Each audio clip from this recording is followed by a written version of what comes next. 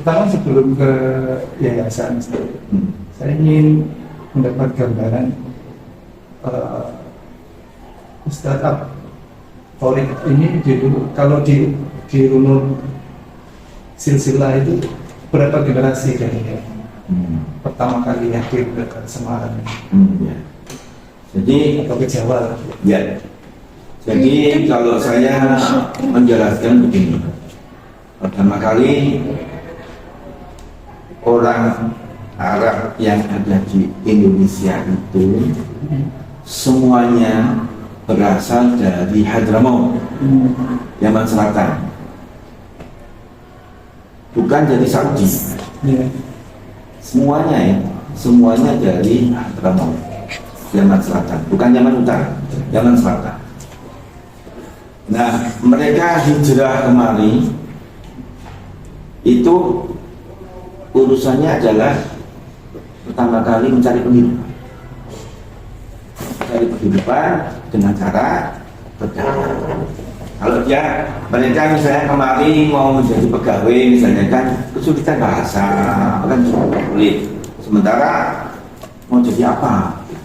Paling gampang buat mereka adalah jadi pedagang. Jadi umumnya semuanya mesti menjadi pedagang.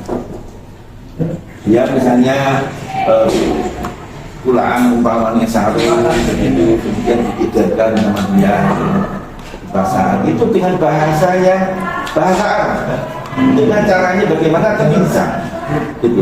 Bahkan mungkin diutangkan gitu supaya bisa laku gitu. Tapi dengan kemudahan mereka, karena memang orang yang hijrah itu biasanya lebih mudah daripada orang yang di situ sendiri ya, biasanya itu ya mereka sedikit terus jalan bisa menabung, bisa beli rumah, dan semuanya mereka hampir mungkin 90 lebih dari 95% tidak membawa istri kemari, dia sendirian. Ada yang memang datang kemari hujan, ada yang sudah punya istri di sana, sudah punya anak, tapi memang karena kehidupan di sana pada waktu itu istilahnya kurang, ya memberanikan diri hijrah. Kadang-kadang transit, bukan langsung dari Yaman langsung bisa sini, transit ke India. Ada yang akhirnya tidak sampai ke Indonesia, cuma sampai di India. Ada yang di Singapura, sampai di Singapura seperti ada yang di Indonesia. Nah biasanya kalau ada satu orang yang dari mereka itu sudah sampai di sini, misalnya ke Semarang gitu ya, nanti bertulis surat ke keluarganya yang di sana. Tulis surat, saya juga di sini, alhamdulillah di sini enak gini. Nah nanti dari sana ada lagi yang mau ke sini lagi, ditambung di sini. Gitu. Tuh, itu apa? Jalur atau jalan ceritanya itu seperti itu. Itu turun-temurun menikah berdatangan begitu. Biasanya yang misalnya ada yang langsung Sulawesi misalnya. Yang Sulawesi ya datangnya dari sana langsung Sulawesi, tidak pakai ke Jawa lagi di sana. Itu kebanyakan seperti itu. Jadi misalnya yang pertama kali yang datang itu pulang, kemudian saudaranya, kakaknya, adiknya, atau pamannya itu yang diberi surat datang kemari, ditampung dia juga berdagang, akhirnya tanpa nama. Kalau di keluarga Ustadz Torik sendiri, siapa yang pertama kali hadir di Jawa? Kalau tahunnya berapa saya tidak tahu persisnya ya. Jadi yang saya dengar ceritanya itu kakek saya jadi ayah, kakek dari ayah ya, itu namanya Ali. Ya, Ali ini masih remaja sekali, mungkin umur sekitar 15 tahun. Datang ke Indonesia ini dengan pamannya, turunnya di Surabaya. Turun di Surabaya, entah berapa lama itu pamannya ini meninggal. Jadi si Ali muda ini kan kebingungan gitu. Karena dia masih muda, yang diandalkan kan pamannya. Nah, akhirnya mungkin karena ini pamannya meninggal, ada beberapa jamaah Hadrami ini menyarankan, kamu kan pakaiannya abdal, ya kamu ke Banyuwangi saja, di sana ada abdal. Nah ini masalah farm ini itu kaitannya memang erat gitu. Akhirnya si Ali ini ke Banyuwangi menuruti saran beberapa orang itu. Dia ke Banyuwangi, memang di sana juga ada abdal sebelumnya, jadi perkenalan ini. Akhirnya menikah sampai menikah di sana. Menikah di sana, lahirlah ayah saya. Umar. Ya. Oh berarti Ustaz Umar itu bin Ali. Bin Ali. Nah kalau kaitannya itu, ya kalau saya mengatakan Tariq bin Umar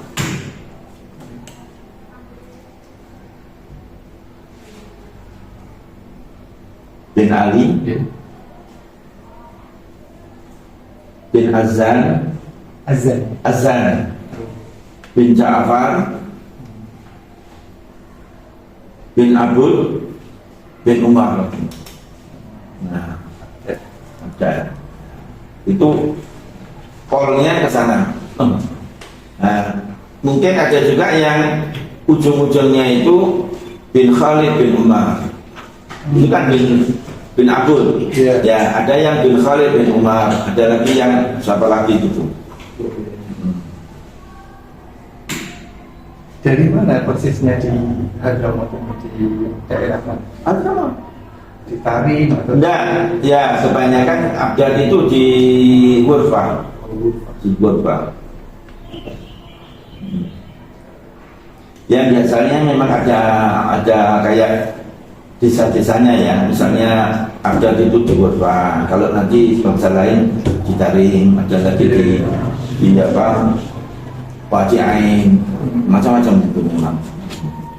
Jadi kalau Ustadz Ali ini tadi sendiri ke Banyuwangi, kemudian menikah, itu menikah dengan Jawa atau dengan? Bukan, dia menikah dengan, ya sudah keturunan Arab juga. Dia menikah dengan Basyarahir. Syekh Ya. Tapi itu sudah karena saya tadi katakan dan hampir tidak ada orang Hadromiyah gitu, istilahnya kan Hadromiyah. Kalau Hadromiyah laki, kalau perempuan Hadromiyah. Itu di Indonesia ini mungkin hanya bisa dihitung jari lah yang betul Hadromiyah. Lalu yang saya tahu dulu di Jakarta ada satu, kemudian di Solo ada satu.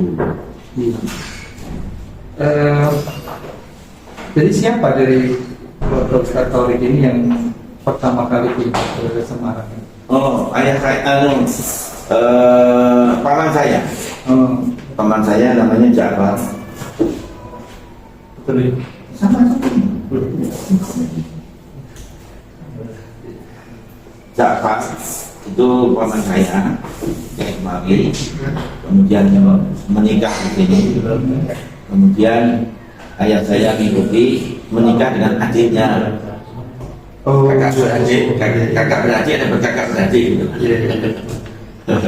Oh berarti sudah ada keluarga dari Semarang. Ya.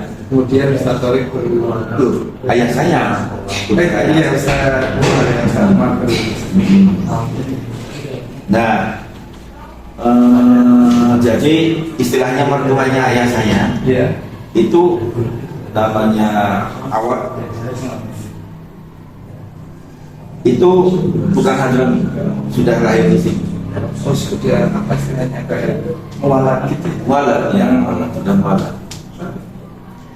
Nah, Awad ini itu istrinya pertama kali menikah dengan Mahrus.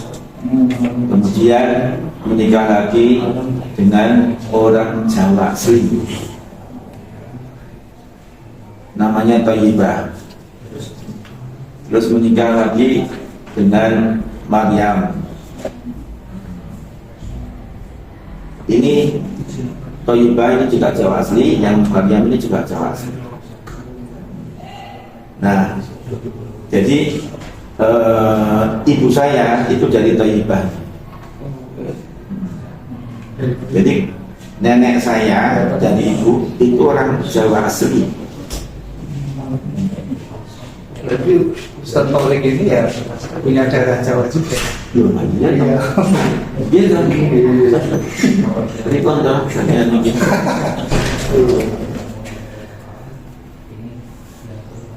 apa yang dilakukan oleh Umar dulu ketika di Semarang? Apakah berdagang juga atau kemudian berarti kan tahun berapa ya kira-kira waktu di Semarang? saya sebetulnya saya punya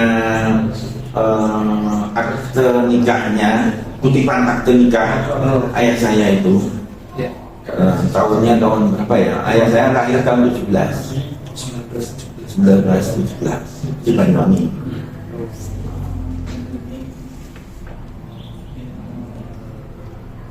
Jadi itu 4 bersaudara laki, salah satu perempuan.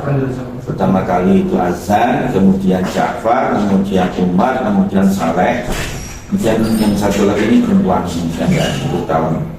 Jadi yang Ja'far sama Umar ini kan, sama Saleh ini kan kemari ke Semarang. Yang ini yang dua ini, yang Azan ini tetap di Banyuwangi.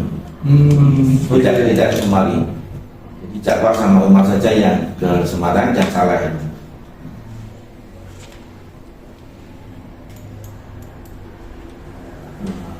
Pada saat itu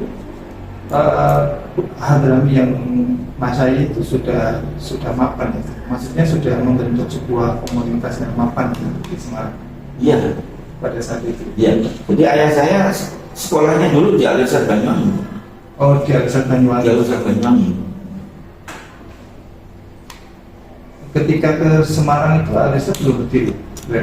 Sudah ada. Bentuknya apa ya? Atau madrasah gimana? Madrasahnya dulu di Layur 121, nggak cepat gitu.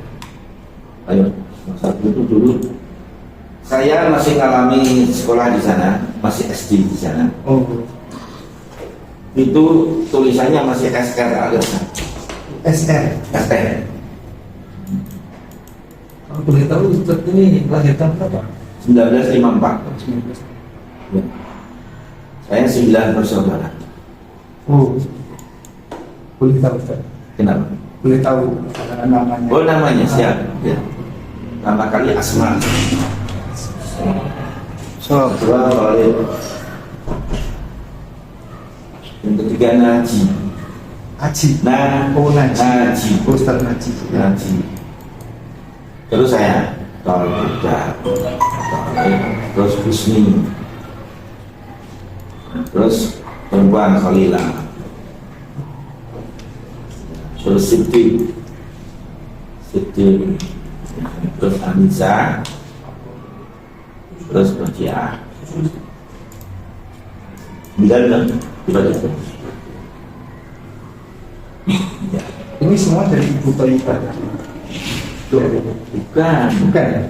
Kalau Thayyibah kan nenek saya. Oh, nenek. Ibu saya namanya Nur. Oh, Umar itu istrinya Nur.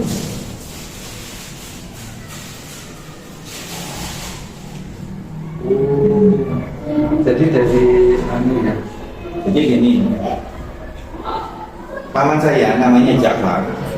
Ya, menikah dengan anaknya Abang tadi. Ya. Itu Zainah namanya. Ini tidak punya anak. Kemudian ayah saya Umar menikah dengan adiknya Zainah ini namanya Nur. Nah, ini anaknya 9. Itu.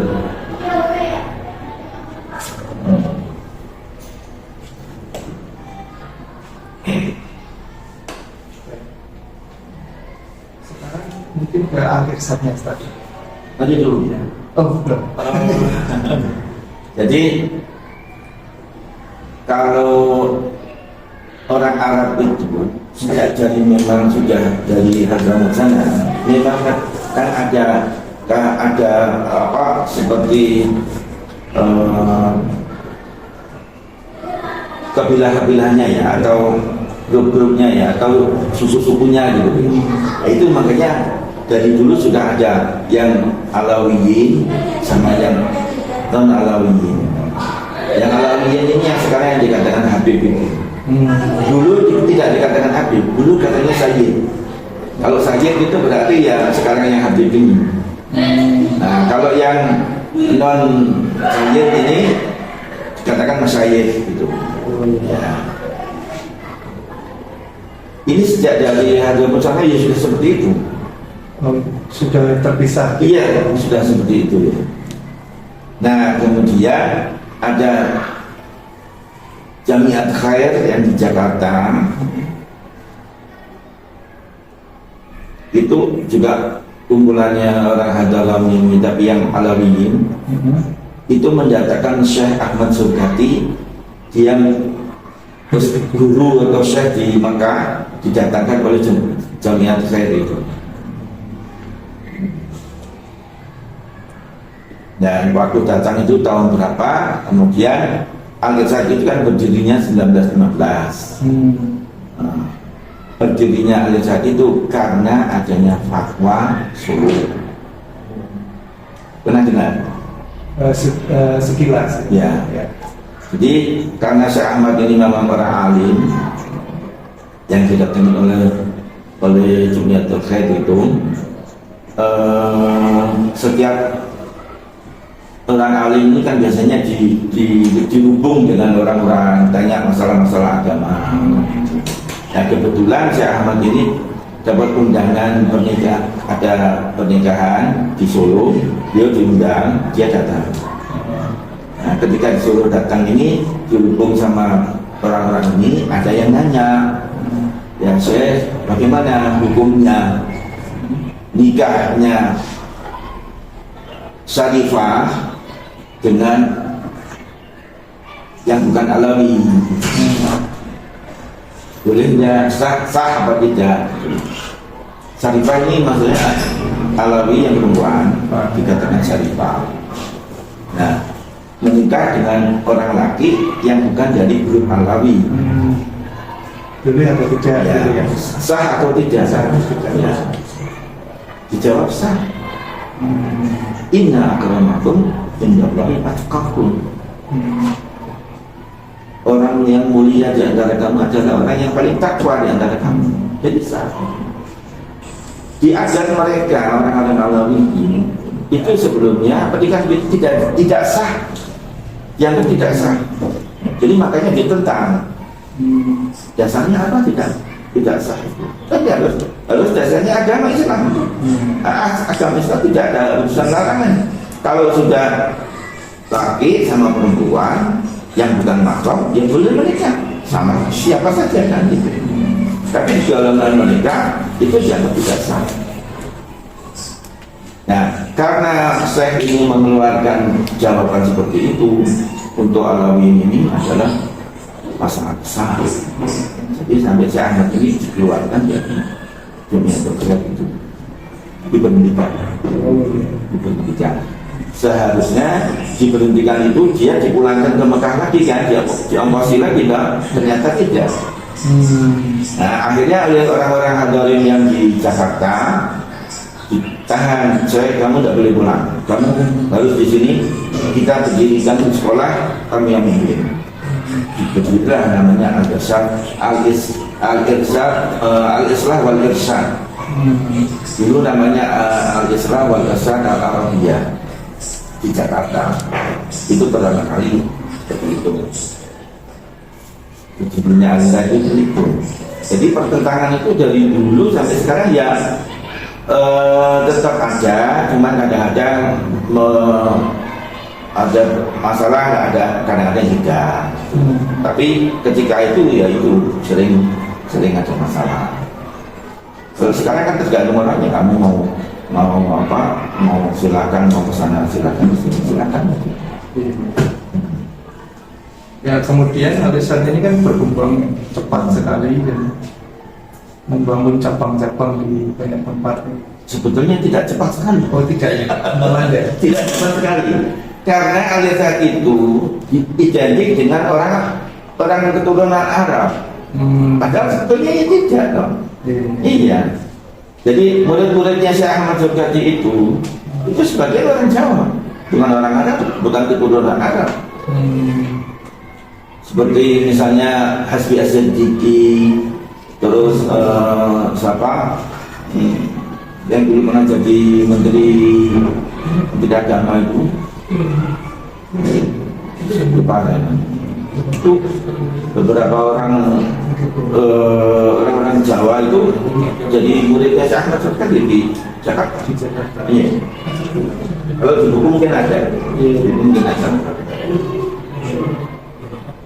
Saya membaca di buku Tarikh Irsyad itu yang ditulis oleh Ustaz Saleh Al-Badri.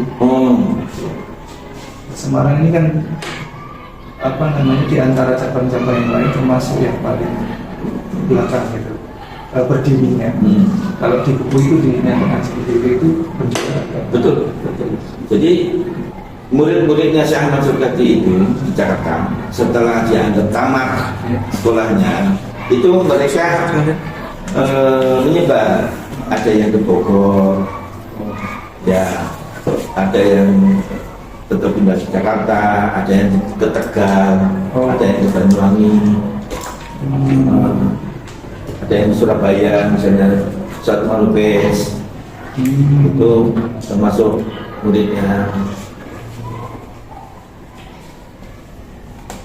Dulu yang di sini itu Ustaz Bastom Musli itu muridnya Syekh yang pernah guru saya, Ustaz Bastom namanya, Ustaz Bastom Musli. Ya, itu muridnya Syekh Ahmad Surgati yang di Semarang sini, dulu ngajar di SD, di SMP di sini. Saya ngalami, saya jadi muridnya. Ustaz Bastom ini penggerak PAI juga itu? Oh bukan. Penggerak PAI kan kakeknya Anies Baswedan. Itu AR Baswedan. Ya. Itu yang PAI.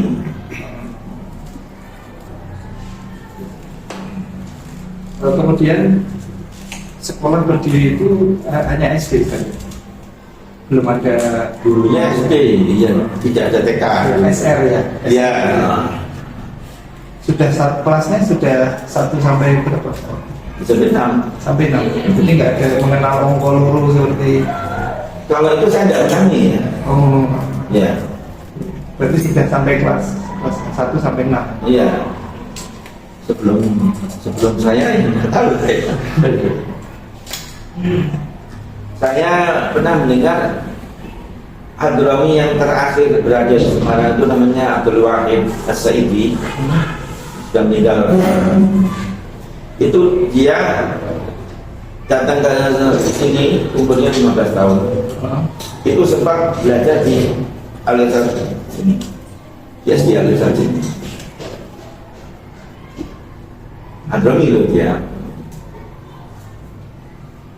Itu kelihatannya Hadrami yang terakhir yang berada di Semarang. Hadrami ini artinya dia masih lahir di sana, iya. Lahir di. Nah, lucunya, saya katakan lucunya itu, Hadrami ini kan menikah dengan orang yang sudah muwaladah di sini, orang perempuan yang sudah lahir di sini, orang keturunan Arab yang sudah lahir di sini, iya. Ya kan? Iya. Bagaimana komunikasinya dia dengan istrinya? Ya, Dia pakai bahasa tangan. tapi anehnya si Ami Abdul Wahid ini bisa bahasa Jawa. Oh. Sapa jenengmu? Nah, bisa dia. Ya lama Jawa, malah lama jadi RT di kampung saya situ. Puluhan tahun dia jadi RT. Dia membaurnya itu pandai gitu. Oh iya, tadi kelupaan loh Pak. Berarti para leluhurnya Ustadz itu dulu tinggal juga bersama juga di lingkungan yang sama dengan Alawi tadi. Oh iya, kalau itunya iya. Jadi biasanya orang-orang Arab ini datang itu di dekat pelabuhan, karena kan pakai kapal, tinggal di pelabuhan. Nah, kemudian komunikasinya di sekitar situ. Di mana-mana mesti kan gitu. Ustadz sendiri ya sekitar JPK ini ya? Ya, ada yang kota-kota yang memang ada sebutannya kampung Arab gitu ya, seperti di Banyuwangi itu dulu ada kampung Arab. Kalau di Kalimantan, di Ketapang itu ada kampung tuan-tuan. Oh iya, di Belanda ya, sebenarnya penyeberangan itu kayaknya ya? Iya, makanya kebanyakan mesti ada dekat pelabuhan. Nah, kalau yang di Semarang kan tidak ada istilah resmi kampung Arab, itu tidak ada. Tapi yang dulu di Jalan Mujahid itu namanya Gang Al-Jufri. Di Gang Mujahid. Jalan Mujahid itu sekarang, dulu namanya Gang Al-Jufri. Saya lahirnya di situ. Oh, lahirnya di Gang Mujahid. Kenapa dinamakan Gang Al-Jufri? Nah, mungkin kebanyakan dulunya beberapa orang Alawiyin di situ, atau ada yang Al-Jufri yang di situ. Nah, ini belum ada namanya aja. Yang namanya gitu, ya. Karena memang beberapa rumah itu dulu punyanya satu orang. Dulu sewa. Sewa, zaman dulu itu sewa. Kayak kontrak gitu ya. Nanti saya ceritakan. Pernah lihat Masjid Menara? Iya.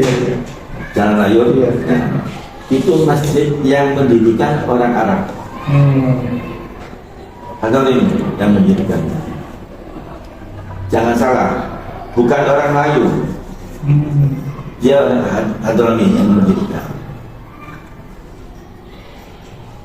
Nah, beberapa orang Hadrami ini yang mampu itu membeli rumah-rumah di sekitar masjid itu.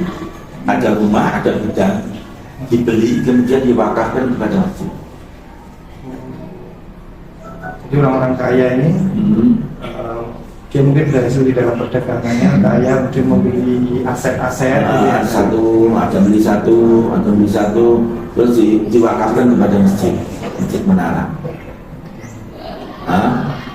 Ini dulu, zaman dulu itu rumah disewakan, bukan dikontrakkan. Rumah atau gudang itu sistemnya bukan kontrak, sewa. Nah, orang-orang zaman dulu itu baik-baik kan. Jadi kalau waktunya sudah tidak mau nyewa ya keluar, tidak bisa, harus dipaksa. Jadi zaman dulu itu kalau rumah tidak disewa sama orang, itu orang yang mau beli mungkin tidak mau. Tapi kalau ada rumah yang mau dijual, ada yang menyewa, itu berarti rumah ini diminati sama orang, mau dia beli. Berarti baik rumah ini kan gitu. Atau ini sewanya juga tinggi, nah, orang berminat untuk membeli karena ini nanti dia sewakan bisa dapat keuntungan, bisa dapat income. Nah, sewanya tempat-tempat yang kemarin yang di sekitar masjid ini, yang pernah saya dengar itu sekitar 40 lokasi. Ini sewa-sewanya ini itu untuk menghidupi masjid. Ya, jadi di Masjid Menara itu tidak tahu kalau sekarang. Jadi zaman dulu itu tidak ada kota amal, itu tidak ada. Karena sudah dihidupi dari sewa-sewanya ini. Termasuk imamnya itu dulu digaji dari sewa-sewa ini. Nah, tapi banyak terakhir ini yang seringnya itu tidak banyak sewa. Termasuk yang dulu tempat Alisa itu kan Alisa dulu pakai di situ. Alisa itu kan dulu sewa di masjid. Nah, itu sewa ya? Itu bukan wakaf juga? Bukan. Masih sampai sekarang masih punyanya masjid. tempat itu. Di pojokan ini Ujung. Ya. Itu sampai sekarang seperti itu kondisinya, itu karena dia juga tidak bayar sewa, suruh keluar juga tidak mau. itu milik siapa? Milik masjid ya?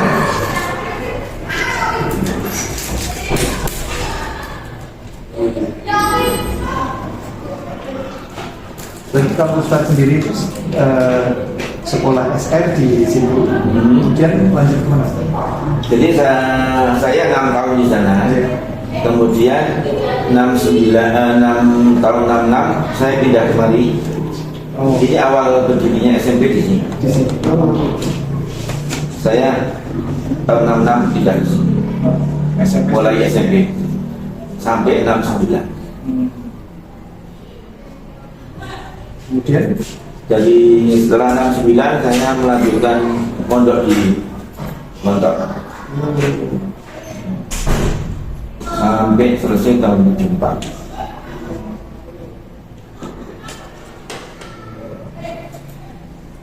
siapa yang memprakarsai pindahan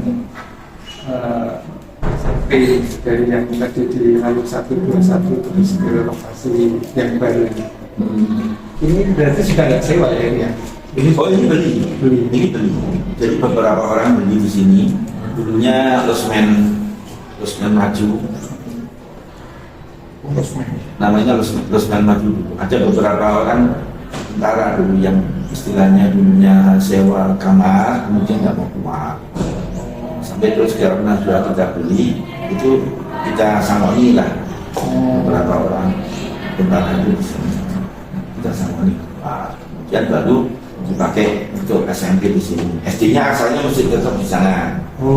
Dan setelah beberapa tahun ini dibangun yang belakang, bangun tingkat untuk SD-nya pindah ke sini.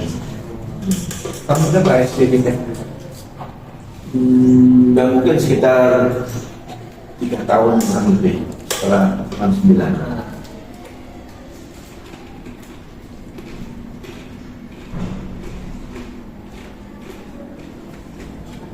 Kalau yayasan itu kapan berdiri? Yayasan itu menaungi lembaga-lembaga di bawah Alif saja. Jadi kalau dulu organisasi itu ada organisasinya sendiri. Organisasi sendiri. Ya, di dalam organisasi ini ada Lajnah Pendidikan.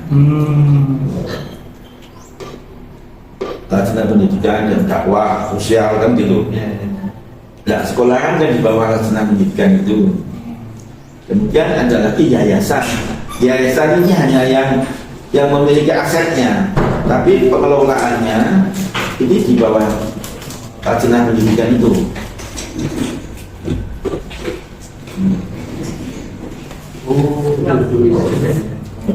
Paham dong? Ya, paham. Nah, karena pada tahun sekian itu Alisa masalah pecah. Pernah dengar? Iya, membaca seperti Ya. Nah, setelah pecah itu di sini waktu itu saya jadi ketua cabangnya. Ketua cabang Al-Azhar Al-Islamiyah. Tahun berapa itu? Lupa itu. Nah, karena adanya perpecahan itu, saya menginginkan supaya warga Al-Azhar saya kumpulkan. Maksud saya kedua kubu ini, pimpinan ini mau kita datangkan supaya presentasi. Nanti kita bisa memilih mana yang dianggap yang benar gitu. Ya, warga setuju. Nah, saya menghubungi yang satu Ustaz Yusuf waktu itu, Yusuf Baisa. Ya, itu saya hubungi siap datang. Kemudian yang satu lagi ini yang saya hubungi juga, ini namanya apa namanya? Pimpinannya Al-Islamiyah ini. Ini saya hubungi Pak Tolek. bukan. Saya hubungi asalnya ngomong siap gitu. Terus saya katakan nanti masing-masing dari antum ini presentasi, Ustaz Yusuf juga presentasi. Oh, tidak bisa. Ustaz Yusuf itu sudah kami pecat, jadi tidak bisa kita disandingkan dengan orang yang sudah dipecat. Oh, ya. Akhirnya dia tidak mau datang. Yang Ustaz Yusuf ini saya batalkan juga, dan karena yang satu tidak mau, akhirnya tidak terjadi kan gitu. Akhirnya cabangnya saya bubarkan. Cabang Al-Irsad Semarang saya buka. Kemudian sekolah di bawah yayasan.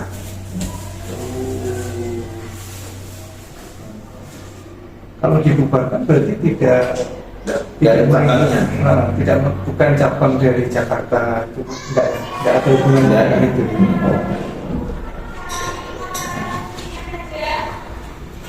Kemudian masing-masing cabang kan masing-masing tergantung cabang masing-masing.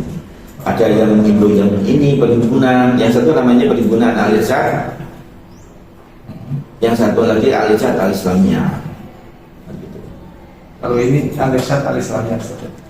Di sini yayasannya namanya Yayasan Al-Irsad Al-Islamiyah Semarang. Tapi kita kalau menginduk ke organisasinya, itu kita menginduknya ke perhimpunan. Ya. Tapi tidak di bawah organisasi kita ini. Jadi yayasannya berdiri sendiri. Meskipun namanya juga kita Al-Irsad. Perhimpunan Al-Irsad ini pusatnya di mana? Jakarta. Di Jakarta. Di Kalibata bukan? Oh bukan, itu Al-Islamiyah. Itu Al-Islamiyah. Yang perhimpunan itu di Kramat. Oh, di Kramat. Kramat Raya 23. Tapi kedua ini, baik perhimpunan maupun Al-Irsad Al-Islamiyah itu sama-sama meneruskan warisan pemikiran dari Syekh tadi. Ya iya, sebetulnya iya. Apa yang membedakan keduanya dalam titik apa? Nah, kalau ketika pecahnya, itu kan asal usulnya kan waktu itu tahun berapa itu muktamar terakhir itu di Pekalongan. Yang terpilih itu Ges Ahmad SH. Nah, Ges Ahmad ini karena kandidat suara terbanyak kedua itu Muhammad Bawazir, suara terbanyak yang kedua itu Muhammad Bawazir, maka ketika Pak Ges ini menyusun formasi kepengurusan, Muhammad ini dijadikan wakilnya. Nah, dalam menyusun kepengurusan, melengkapi kepengurusan ini, ya diantaranya Muhammad Bawazir ini kan menentukan beberapa orang yang dia tahu, yang dia kenal itu sebagai bagian bendahara, bagian dakwah, bagian ini itu dia yang menentukan diantaranya.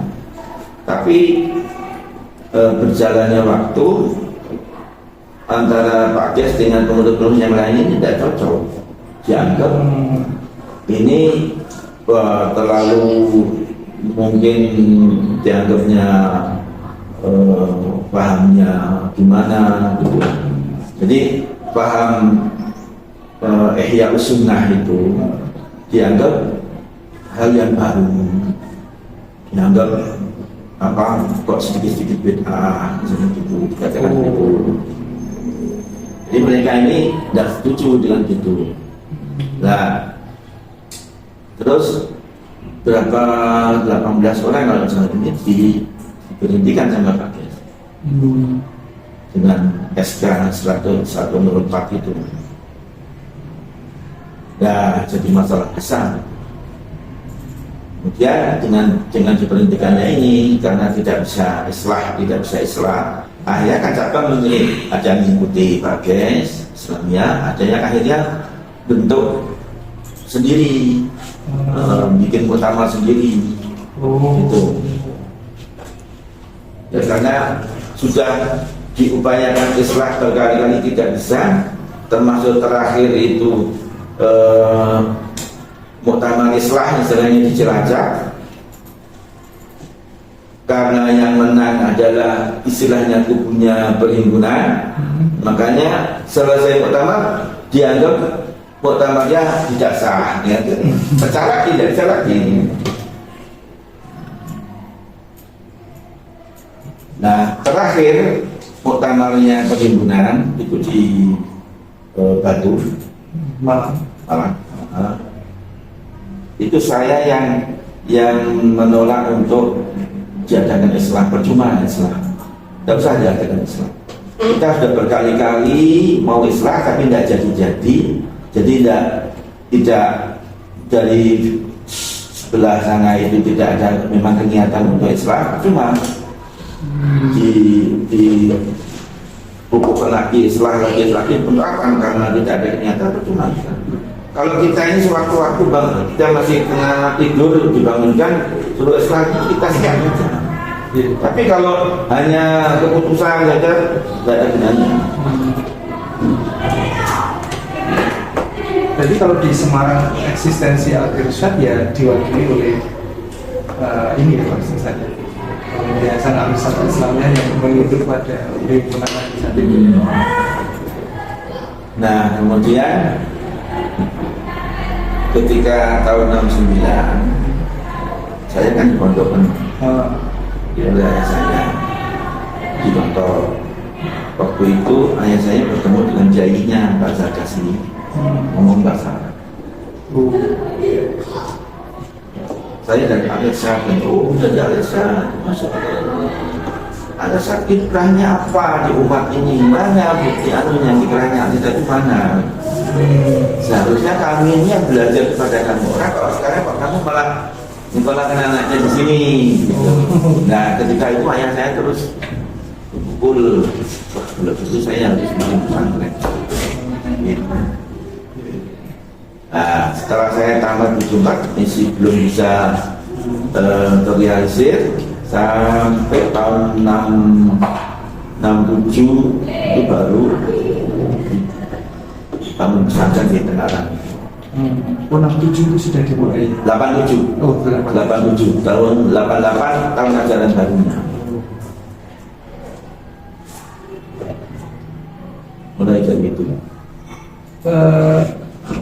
Ustaz Umar ini mengapa ya pertanyaannya agak kenapa yang dipilih itu namanya itu pesantren? Kenapa nggak ma'had gitu? Loh, ma'had kan bahasa Arab. Iya, kenapa ya? Kenapa yang dipilih istilah itu? Nah ya, Mungkin ada apa itu gagasan apa? bukan. Jadi kalau disebutkan ma'had Irsyad Al-Islami, Itu nama aslinya bahasa Arabnya, ya. Tapi kalau bahasa Indonesianya pesantren Islam Al-Irsyad. Gitu.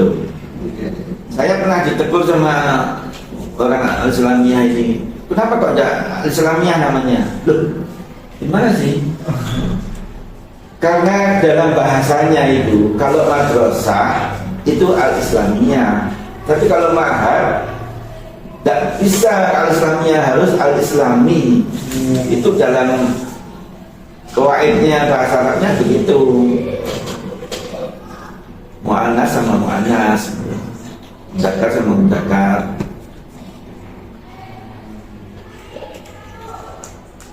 sekarang berkembang pesat sekali tadi. Alhamdulillah. Saya kan membaca di website itu ada beberapa kali pergantian apa istilahnya Ustaz? Pengurus, mudir, Ketua mudir. mudir. Dari mana pesantren itu menentukan mudir itu? Itu yayasan yang menentukan atau? Jadi ketika tahun 87 itu mulai dibangun, ya sudah selesai.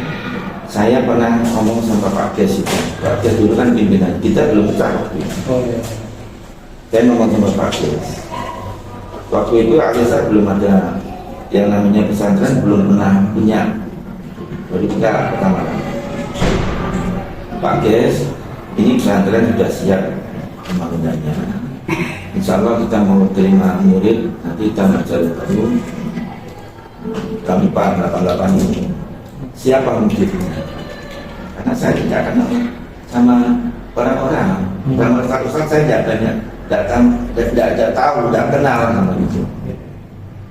Nah, Pak Bias menyarankan satu orang di Pekalongan, disebutkan bulan namanya Benang. Kan itu Ustaz alim tapi sepuh, tidak mungkin kalau di sana. Oh, tidak apa-apa, itu kamu perlu kamu kasih kamu. Oh, tidak bisa. Sudah seperti itu dia. Ini perlu tenaga muda yang mesti seperti itu. Akhirnya saya tidak tanya lagi sama Pak Des. Dulu ada Ustaz di sini namanya Ustaz Sulhan Mahmud. Sulhan Mahmud ini dia tambahkan dari Makkah. Itu kita jadikan pejabat di sana.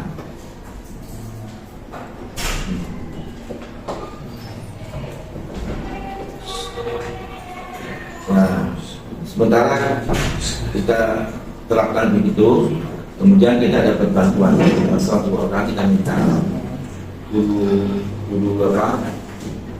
Istilahnya guru pengabdian 2 orang. Kemudian dari Libya, Jakarta kita juga ada dari 2 orang. Sudah mulai jalan jalan baru. Oh berarti yayasan itu memang mencari, iya, mencari terus kemudian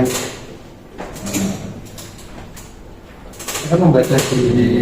Dan setelah berjalan kira-kira 6 bulan, ada peninjau dari Libya itu yang meninjau ke Ngarang.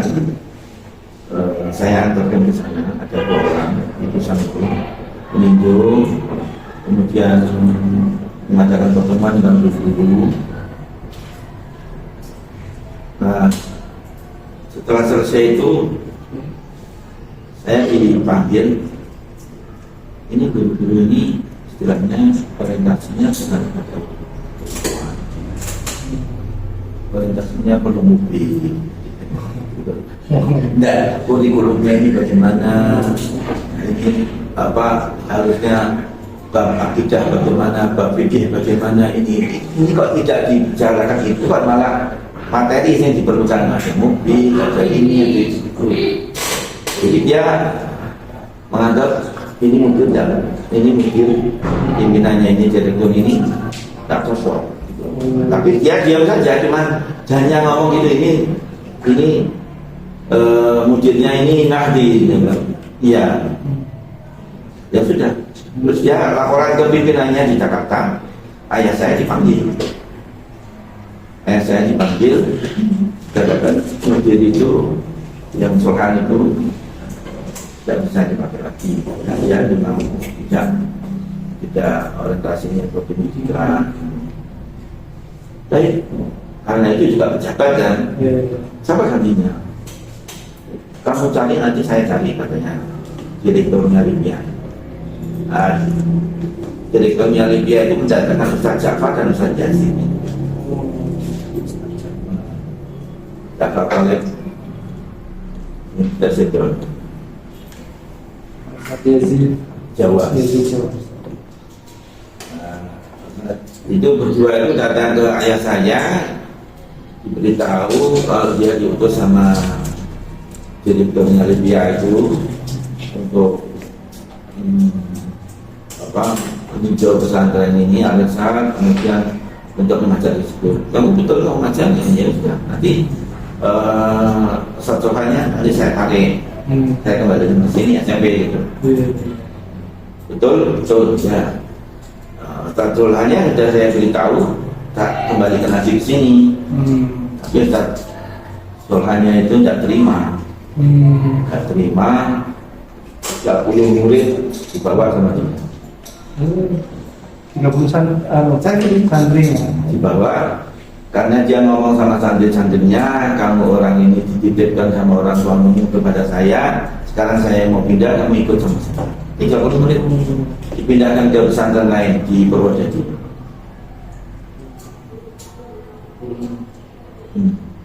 Tanpa memberitahu orang tua. Iya. Zaman dulu belum ada teleponnya, belum ada apa-apa lagi HP, belum ada. Terus kosong ya. Nah, ya kan dulu kan sampai 100 muridnya kira-kira itu. Jadi sebagian murid keluar. Wah, itu masalah besar kan gitu. Nah, kemudian setelah dibikin masyarakat dan jadi itu mulai jalan lagi. Rekor guru-guru juga itu terus berjalan. Ya, apa permasalahan selalu ada. Setelah Jabar terus gantian saya Yusuf itu. Saya Yusuf itu Jabar kira-kira 2 tahun. Jadi Yusuf. Setelah Yusuf datang, kita gantikan Ustaz Yusuf. Ustaz Yusuf 10 tahun menjadi itu. Ya.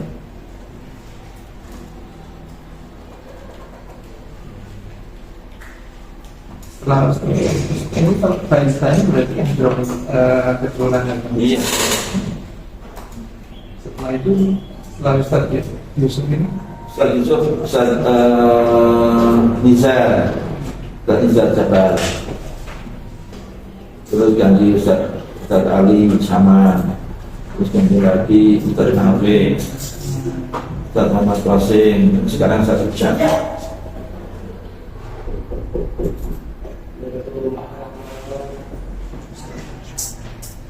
Dan orang muda di juga. saya masih beraktif. Silakan. Pak Ya, terakhir ditanyakan. iya soal bagaimana Ustaz Thorik ini dia mengelola sekolah ini menyiapkan dengan kaderisasi nanti misalnya bagaimana nanti menyiapkan guru-guru bagaimana? Ini diantaranya ini Ustaz Sidro itu alumni SD sini. Oh, Idealisasi. Nah, kemudian melanjutkan di Dengaran di Pondok. Terus melanjutkan di Libya, Jakarta. Kalau Libya biasanya langsung ke Saudi, nggak mesti ya itu. Enggak, karena dia sudah sampai tamat. Cuma Libya kan kampus Saudi yang dia buka cabang di Indonesia, di Jakarta. Jadi kurikulumnya sama. dosen-dosen dari sana, buku dari sana, Ini kan LC. kuliah juga konsepnya sama, gratis, dapat uang saku juga.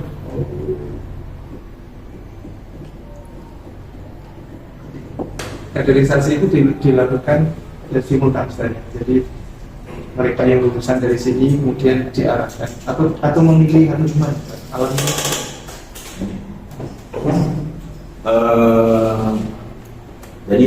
Jadi beberapa tahun yang lalu seperti Pak Ratman terakhir itu, Pak Ratman itu juga dulu kader kita, tapi dari di sini kemudian SMP, setelah SMP dia SMA-nya entah di mana, kemudian kita beri beasiswa di UNED.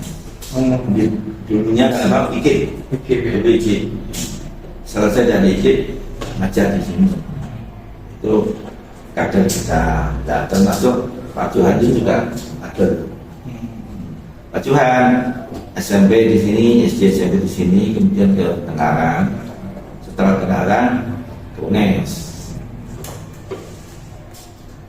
Ini kita masih punya lagi, yaitu setiap tahun itu kita tawarkan kepada anak-anak di sini, anak-anak SMP, siapa yang mau mendapatkan beasiswa, tapi dia cuma ketentuan nanti setelah selesai kemudian lagi di sini gitu. Itu ada beberapa anak yang mau, ya kita jalan. Kita punya kader ini yang di sana 2, nanti tambah jalan baru lagi ini 1 lagi. kader-kader ini ya tetap tesis saja, ada seleksi. Oh ya, iya. Kalau saya pernah juga beberapa kali yang saya kirim ini tidak tes, tidak lulus tesnya ya tidak diterima. Oh.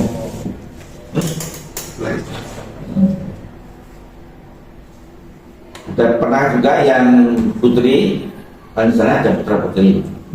Putri setelah setahun tidak naik stop. Saya tidak mau lanjutkan karena berarti tidak punya kemampuannya kurang.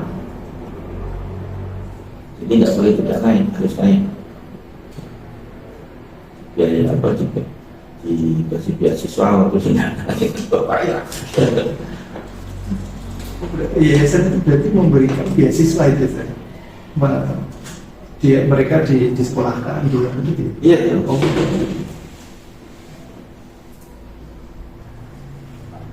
Beasiswanya kan dari kita, tapi misalnya uang saku apa itu dari orang tuanya. Oh iya.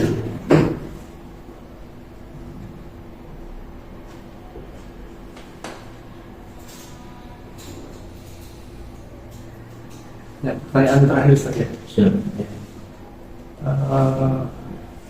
Akhirnya dengan Salafi itu sebenarnya sama nggak sih? Nah, kalau itu yang jawab ini.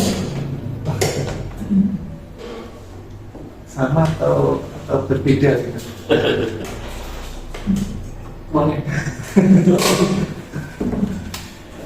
Kalau Salafi ya sejauh kita belajar, Salafi ini dia ideologi yang mengajarkan kepada kita tentang metode Manhaj. beragama. Nah itu tentang definisi dari salaf. Adapun kata salafi, ya jadi kita harus tahu dulu nih kata salaf ini maknanya apa. Salaf ini artinya kita kembali kepada orang-orang yang terdahulu. Kata salaf itu berarti orang-orang yang terdahulu. Nah, tapi orang-orang terdahulu ini dalam syariat dikhususkan, bukan berarti setiap orang yang terdahulu berarti dikatakan dalam secara bahasa iya, tapi secara istilah dalam agama tidak masuk dalam golongan salaf. Yang dimaksud golongan salaf itu yang dia sesuai dengan Nabi Muhammad dan para sahabatnya. Nah, sehingga timbullah kata salafi. Salafi ini di belakangnya itu kan ada Y ya. Y atau huruf Y itu dalam bahasa Arab itu kan diwakili sama huruf Ya, yang itu memiliki arti penisbatan. Saya mungkin sering dengar apa namanya Ustadz siapa Al-Banjari, ya, dia dari Banjar, jadi nisbat kepada Banjar. Adapun Salafi itu adalah orang-orang yang menisbatkan dirinya mengikuti orang-orang terdahulu. Terdahulu di sini siapa? Para Nabi dan para sahabatnya. Dan ini ada dalil-dalil dari Al-Quran dan hadis-hadis Nabi yang menjadi dasar pemikiran itu. Adapun Al-Irsyad, nah Al-Irsyad ini sekarang jadi wadah, ya gitu kurang lebih, ya, keliru dikoreksi. Saat ini Al-Irsyad jadi wadah untuk pembelajaran tentang manhaj atau metode salafi ini dalam beragama. Terutama yang di pesantrennya. Ya, terutama di pesantrennya. Kurang lebih seperti itu singkatnya. Singkatnya seperti itu. Ya. Saya mau menyampaikan, jangan sampai salah melihat. Kadang-kadang orang ini melihat postur. Di Semarang ini terutama di Semarang, di lain kota juga ada yang namanya koja. Oh iya. Ya, itu bukan Arab, bukan Hadrami yang gitu. Dan seringnya orang kan yang dia katakan orang Arab juga. Koja itu orang pekerja itu ya? Ya itu kan yang dikatakan pekerjaan. Itu bukan dari Yaman.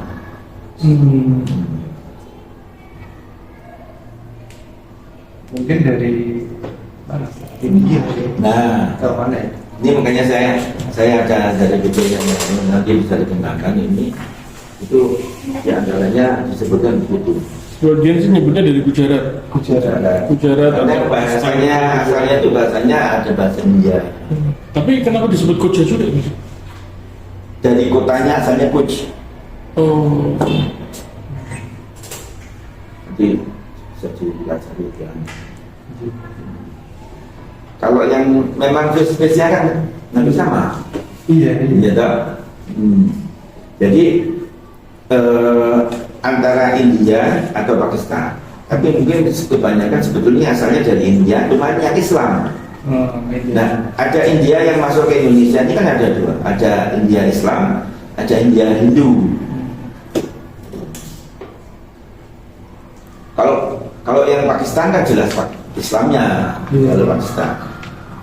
secara face atau postur tubuh hampir mirip, tapi secara budaya walaupun keturunan udah beda juga.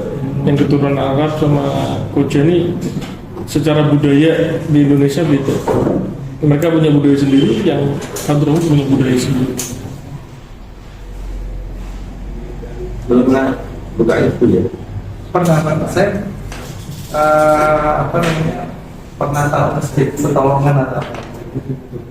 Ya. Kabarnya itu didirikan oleh para pendatang jadi. Ya, itu betul. Jadi kalau orang Hadrami itu mendirikan masjid layu, jadi kalau orang Koja mendirikan masjid Jati Koja. Koja atau Petolongan. Iya. Pasnya itu di Jalan Petolongan ya. Baik Ustaz, saya kira cukup. Saya terima kasih sekali sudah diterima dengan sangat baik atas waktunya di tengah kesibukan Ustaz. Terima kasih. Assalamualaikum. Ya,